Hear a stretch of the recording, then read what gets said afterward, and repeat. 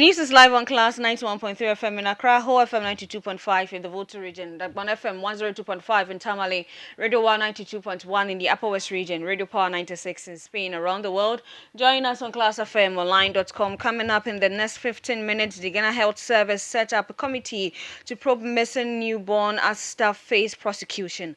Legal experts clarifies the scope of ECOWAS court ruling on Tokonu's removal. Well, when you talk about the fact that your fundamental human rights has been breached, it must be proven beyond, it must be more of a abundance of ability that indeed your fundamental human rights are breached. Deputy Finance Minister reviews gold board spent $16.1 billion on gold purchases in 2025. Gold principally from the artisanal and small-scale mining sector through licensed buyers operating under the Gold Board licensing regime. As of 31st May 2026, Gold Board had licensed a total of 1,184 buyers. Also coming up in African news, Kenya to charge students with murder over deadly school fire. These plus many other stories coming your way shortly.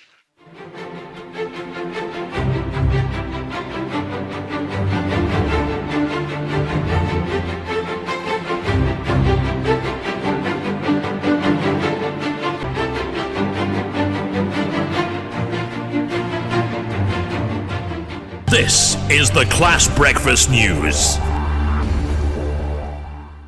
I am Elizabeth Adrian. Welcome to Class 91.3 FM. Let's settle for the details of the news. Investigations into the disappearance of a newborn from the East Gonja Municipal Hospital has turned a new phase, with the Savannah Regional Health Directorate establishing a 7-member committee to determine what went wrong and recommend sanctions where necessary. The committee, constituted by the Savannah Regional Director of Health Services, Dr. John Neko Otu, has been tasked with establishing the facts surrounding the baby's disappearance, recommending appropriate disciplinary action where required, and proposing measures to prevent similar incidents in the future. The move comes as the Ghana Health Service announced that staff members responsible for the care of the newborn before the disappearance have been interdicted and are facing criminal prosecution. In the statement issued yesterday, June 24, the service says the affected staff have been arraigned before the Tamale High Court in connection with the case. It said the interdiction were carried out in accordance with the Ghana Health Service Code of Conduct and disciplinary procedures and will remain in effect pending the outcome of the court proceedings. The directorate said it is working closely with the Ghana Police Service to locate the missing baby and appeal to the public to volunteer any information that could assist on the ongoing investigation. As part of effort to support the search, hospital, child welfare clinics and community health officers across the country have been directed to remain vigilant and report any suspicious mother and baby pair to the nearest police station. The Ghana Health Service also disclosed that psychological support has been arranged for the baby's parents and assured the public of commitment to ensuring accountability and maintaining the highest standards of patient safety and healthcare delivery. The directorate expressed sympathy to the family and pledged to provide further updates as investigations progress. The baby reportedly went missing from the East Gonja Municipal Hospital on June 10, 2026. On June 12, two midwives from the facility, Frank Atanga, 52, and Mariam Mohammed, 32, were remanded into police custody by the Tamale Circuit Court over the alleged involvement in the case. The two have been charged with conspiracy to steal an adoption. They pleaded not guilty when they appeared before Her Honor Efia Sorokuba, while police investigations into the suspected abduction continues. We'll bring you more details on the story right here on Class 91.3 FM. Let's move on to some other stories. Legal experts are weighing in on the ECOWAS court dismissal of the former Chief Justice Gertrude Tokonu's application, with former Deputy Attorney General Joseph Mwenka saying the ruling was limited to human rights issues and not the merit of her removal. removal. His comment follows Tuesday's unanimous decision by ECOWAS Court dismissing Justice Tokonu's application challenging her removal as Chief Justice and Justice of Ghana's Supreme Court. Speaking on 505 yesterday, Joseph Brenka explained that the ECOWAS Court was only invited to determine whether the procedures adopted in her removal violated her fundamental human right and not whether the petition that led to her removal was justified. He said the court found no evidence that Ghana breached Justice Tokonu's right or failed to comply with the procedural safeguard required under the Constitution. But from the synopsis of what I have heard and then read briefly, I think that court is saying that the procedure, remember that it is not the substance of the matter. You know, it is the procedural effect, whether or not the procedure was complied with and whether or not the processes leading to her removal were fair, just, and in compliance with laid down procedures in our Ghanaian legal jurisprudence, statutory provisions and constitution. Basically, that was what she went there to do. But it was not on the merit of the case, namely whether or not the petitions that were filed, she was actually culpable or not culpable. I mean, that was actually not it, but the procedural. And remember that procedural fairness is very paramount in our legal jurisprudence. Even if, assuming without admitting that an offense has been committed by a person or a person has committed a wrong or a civil wrong, if the procedure that you're supposed to follow in order to get the person's culpability, you do not comply with it, then your whole processes can be declared a nullity. Why even in our legal jurisprudence here in Ghana, when a lower court takes a decision and there are procedural defects, you can go to a superior court for a certiorari application to quash the decision of the lower court. Procedural fairness is very, very important, and that was what she was relying on at the ECOWAS Parliament, but effectively that has been terminated. That's the former Deputy Attorney General Joseph Bemka. Meanwhile, private legal practitioner Nii Tete says the court's decision suggests former Chief Justice Gertrude Tekonu failed to establish that her fundamental human rights were violated during the removal process. He explained that applicants alleging human rights violation bear the burden of clearly proving how those rights were infringed, and said he expects the court's full judgment to explain the basis for dismissing Justice Tokonu's claim. When you talk about the fact that your fundamental human rights has been breached, it must be proven beyond, it must be more abundance of probability that indeed your fundamental human rights are breached. Because clearly, you cannot just say that your fundamental human rights has been breached and so automatically the ECOWAS court should listen to you. They will go into the merits and go to detail and you claim that your fundamental human rights are breached. What exactly actually happened? And if indeed there's a breach, then we can and you know that our fundamental human rights takes its life from conventions that we have signed and treaties that we have signed as a country. And so there are standard human rights that a human being you have, no matter the country you belong to, or there are fundamental human rights that you need to have, that you deserve or you are entitled to, no matter the country you belong to. And so once it is established that you claim your breach has been, your fundamental human rights has been breached, and yet you're not able to prove and indicate clearly how, then automatically your relief will be dismissed, or your claim to be dismissed, because you'll not be able to convince the court how your fundamental human rights. That's private legal practitioner Nii Tete. Now, the Office of the Attorney General Ministry of Justice is encouraging the public to take advantage of free legal aid and prosecution services, saying access to justice should never depend on persons' ability to pay. The State Attorney Awo Ama Anochi Bempa says the services of both the Legal Aid Commission and public prosecutors are provided free of charge, and urge Ghanaians not to allow financial constraints to prevent them from seeking justice. Speaking to the media at the Office of the Attorney General and Ministry of Justice, Madame Bempa expressed concern that many citizens continue to suffer in silence because they assume they cannot afford legal representation. She therefore urged the public to seek legal remedies through the Legal Aid Commission and public prosecutors, with the assurance that they will not be charged for their services. Two things. First of all, we have a commission known as the Legal Aid.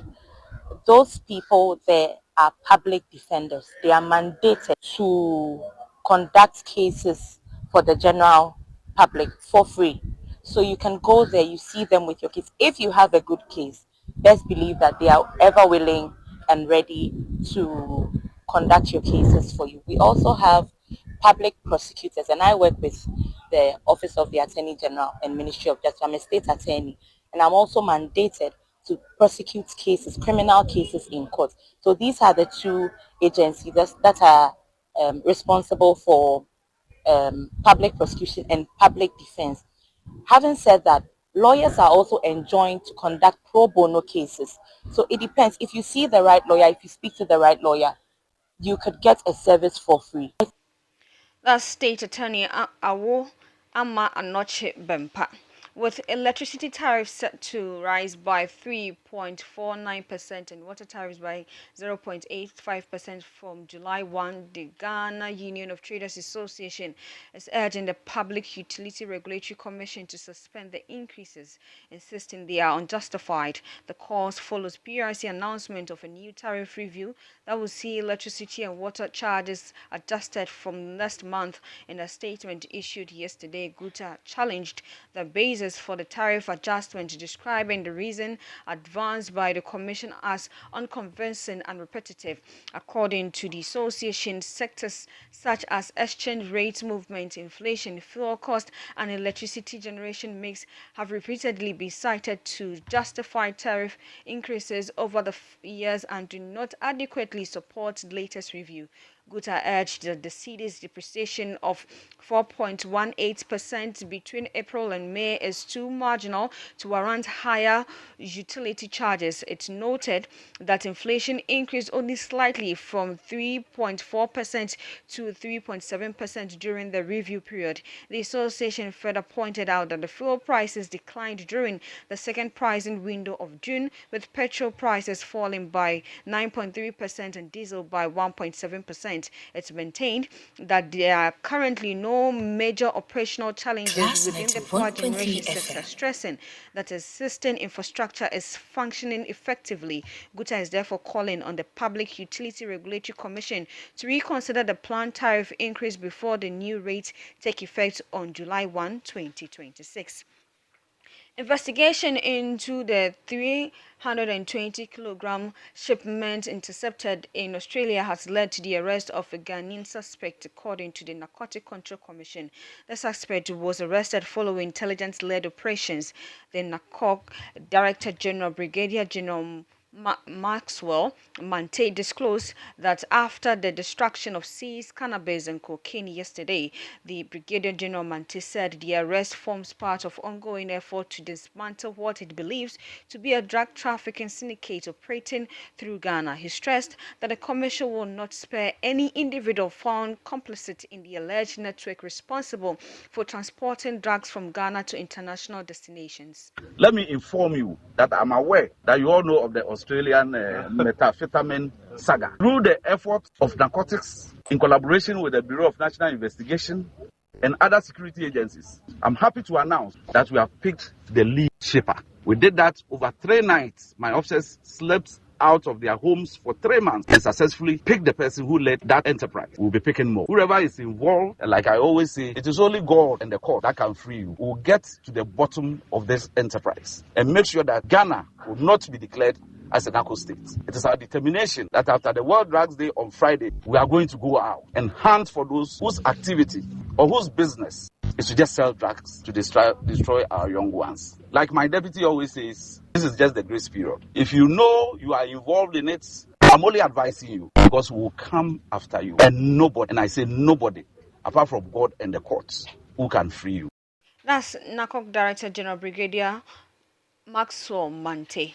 Government is crediting the Ghana Gold Board with improving foreign exchange earning and reducing gold smuggling losses, according to the Deputy Finance Minister Thomas Nyanko Ampem. He says the initiative has helped Ghana retain more value for its gold production while strengthening foreign exchange inflow and supporting the stability of the cedi. According to him, between January 2025 and May 2026, the Gold Board purchased 135.8 metric tons of gold, mostly from artisanal and small-scale mining sectors. He He disclosed that about 16.1 billion US dollars was spent on gold purchases over the period, including 9.8 billion US dollars in 2025 alone. Report, including from Reuters, indicates that Ghana lost about $11.4 billion between 2019 and 2023 through gold smuggling. The Gold Board is gradually reversing this bleeding. Mr. Speaker, on the source of supply, Gold Board's supply comes from two principal channels. First, the artisanal and small-scale mining sector, and second, the large-scale mining company. Mr. Speaker, the Gold Board purchases and aggregates gold principally from the artisanal and small-scale mining sector through licensed buyers operating under the Gold Board licensing regime. As at 31st May 2026, Gold Board had licensed a total of 1,180.843 metric tons of gold, of which 135.221 metric tons were sourced from artisanal and small-scale mining sector. Mr. Speaker, last year, 2025, the Gold Board cumulatively purchased, aggregated and exported ASM gold totaling 104 metric tons, which generated in excess of 10 billion United States dollars for the country. This singular achievement of the Gold Board was critical in the appreciation of the Ghana cedi by about 41% against the US dollar in 2025, and in increasing foreign reserves from about $8.98 billion in December 2024.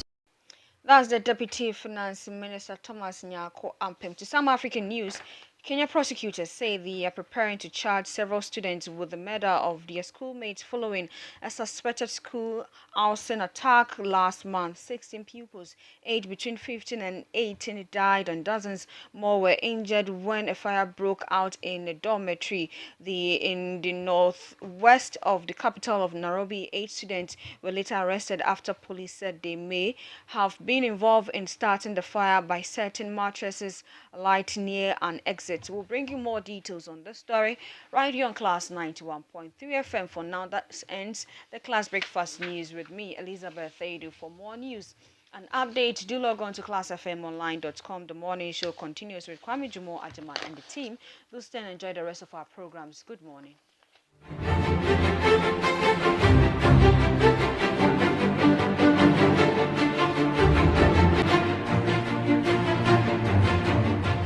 This is the Class Breakfast.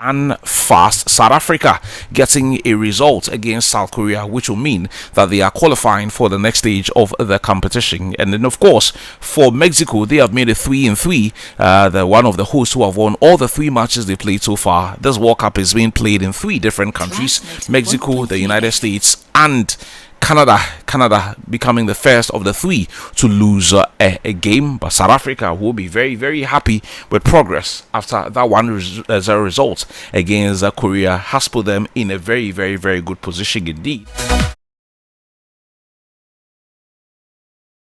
Have shaped the standings as far as the various groups are concerned for this World Cup. Remember that we have up to 48 teams. Yes, 48 teams. What that means is that we're going to be having another layer as far as the knockout stages are concerned. We're going to be having a round of 32 before we get to the round of 16, before we get to the quarterfinal, and then we keep going, and then we keep going. So after 3 rounds of games in Group A, it's the host, one of the hosts, Mexico, who have maximum points. They have won all the 3 matches that they've played so far and are still yet to concede a goal. They have 9 points. South Africa have 4, having won against South Korea yesterday. The Koreans have 3 and Czechia have 1. The Koreans are not completely out at this point yet. They would have to wait and see what happens in other groups that would ultimately determine whether they progress to the next stage of the competition or not. In Group B, Switzerland have 3. They play 3 matches, just like Canada, Bosnia and Herzegovina, and Qatar. The Swiss have 7 points. Canada have 4. Bosnia and Herzegovina have 4, with Qatar on a single point. What that means is that the Canadians finished second in their group, with Switzerland finishing tops. Bosnia and Herzegovina have 4 points, so at this point they would also have to play the waiting game and see whether the 4 points that they have garnered is good enough to see them progress to the next stage of the competition. It's Brazil, Morocco, Scotland, and Haiti.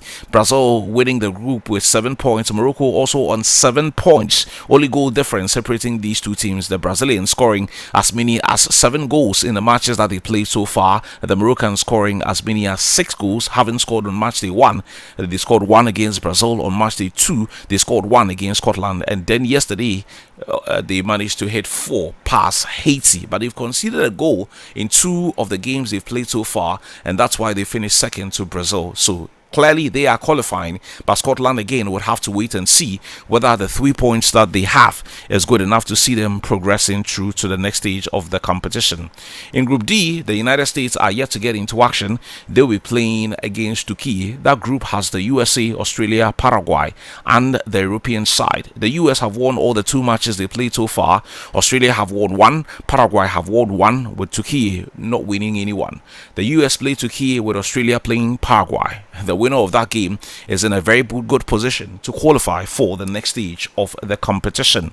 Let's go to Group E, where all teams have played 2 games each. Germany leading the log at this point. They have 6 points. Ivory Coast have 3. Ecuador have 1, with Curaçao also on 1 point. What that means is that the Germans have qualified even before they play their final game, but it's all to play for between Ivory Coast and Curaçao, and later Germany against Ecuador. Ecuador would have to win against Germany and hope that the results between Ivory Coast and Curaçao is also in their favor if they want to finish in the top 2. But for the Ivorians, all they have to do is to win. If they win their game against Curaçao, they are likely to finish either first or second in their group, and by that would automatically qualify to the round of 32. In Group F, all teams have played 2 games each. The Netherlands have played 2, Japan same, Sweden same, and Tunisia same.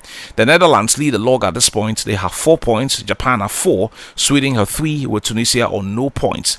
The Netherlands are going to be playing against Tunisia today, with Japan playing against Sweden. Depending on how the results play off, we could be having an interesting finale to the end as far as this group is concerned. In Group G, that has Egypt, Iran, Belgium, and New Zealand.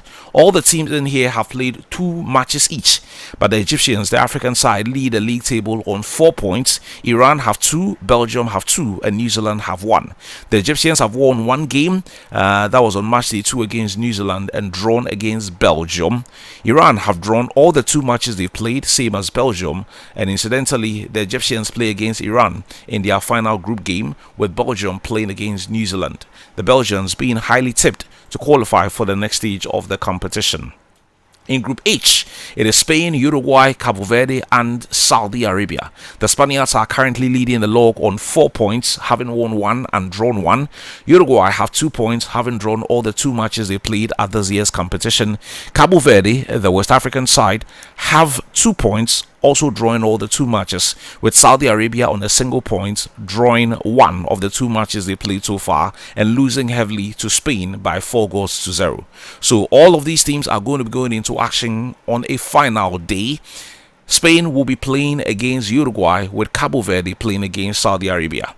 If Cabo Verde manage to get a result against Saudi Arabia, they are through to the next stage no matter what happens between Spain and Uruguay. If the game between Spain and Uruguay end in a draw, and that of Cabo Verde and Saudi Arabia also end in a draw, then all of the conversations concerning permutations would also come in at a point. So at this point, it's only Spain that appear to have clearly qualified at this point, but the final round of games will determine who makes it to the next stage of the competition. Let's go to Group I and have a look at what's happening there. France leading the lead log on 6. Norway have 6. Senegal have no points, with Iraq also on no points. The French and Norway at this point are in a good position to progress to the next stage if they are not already there. For Senegal, even if they beat Iraq, they will still have to wait to see if they are good enough to qualify for a 3rd place. But that would mean that they would have to wait for the final round of games, even when they are done with that game against Iraq. Argentina have 6 points, Austria have 3, Algeria have 3, with Jordan on no points. The Albi Celeste have won all the 2 matches they played so far against Austria and Algeria, and will be playing against Jordan in their final round of games. They would probably want to finish strongly and lead the league log, but would Algeria have other ideas? The Algerians are playing against Austria. The winner of that game is clearly likely to progress to the next stage of the competition. At this point, it's fair to say that Jordan could possibly be on their way back to Amman. And then in Group K, it is Colombia. Well done to them. The South American side have won all the 2 matches they played at this year's competition. They have 6 points, having defeated DR Congo and Uzbekistan.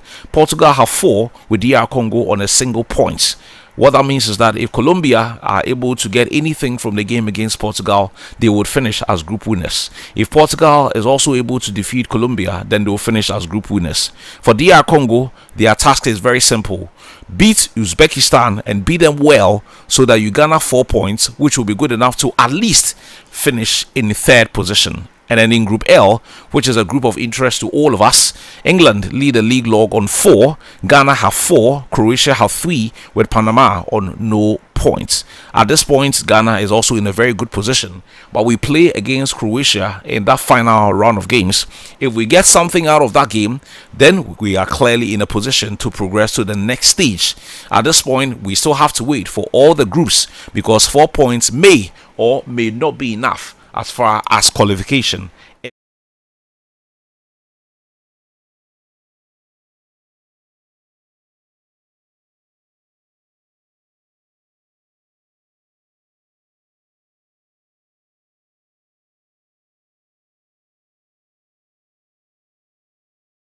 Concerned, as many as about 6 games in the next 24 hours. At 8 p.m. this evening, Curaçao will be playing against La Côte d'Ivoire, and I'm sure after South Africa qualified, all of us will be rooting for another African team to qualify to the next stage of the competition.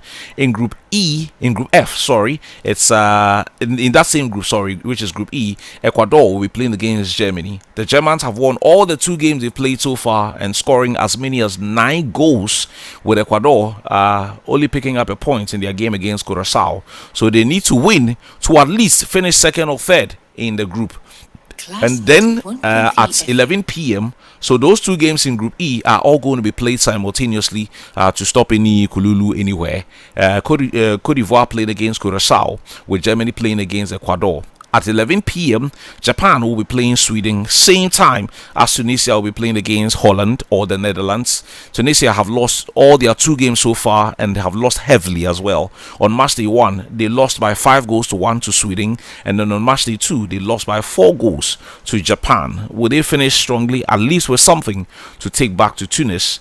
And then at dawn, It will be Paraguay who will be playing against Australia. The winner of that game qualifies to the next stage, with Turkey, who have lost all their 2 matches, playing against the United States. So look out for the results of all of these 6 matches in the next 24 hours, and we'll definitely be keeping you up to speed with all of that and other happenings at this year's World Cup.